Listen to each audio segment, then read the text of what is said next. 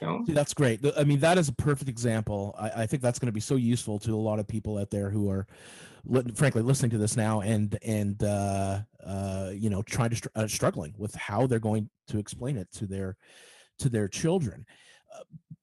I guess I'm going to take devil's advocate for a second, though. As a parent, wouldn't you be concerned that that was going to scare your young child? Because they've obviously, up until this point, have had feelings of anxiety as well.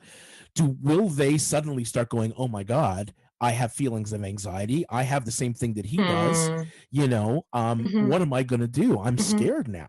Look, I'm not going to lie, you know, and some kids are more anxiety prone than others. My middle child is that child, no matter what you say to her. My other two are different. You can say anything to them, and you know they're different from a psychological perspective. So I do think it depends on the child. There's some anxiety sensitivity. I don't think that should stop you. I think that we still have to be real, because kids are going to find out about this one way or the other as they're growing, and it's better that they hear it from you as a parent.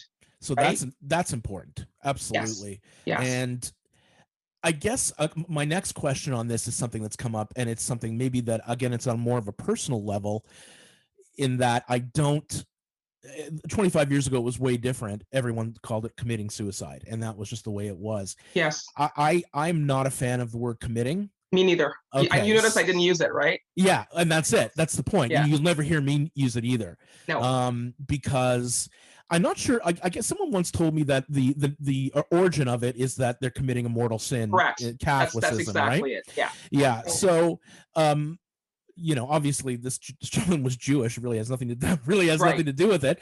Right. But also, it's the inherent meaning of that word is negative. You did something wrong. You're doing something wrong. Exactly. Yeah. So how do we? I guess it's all education.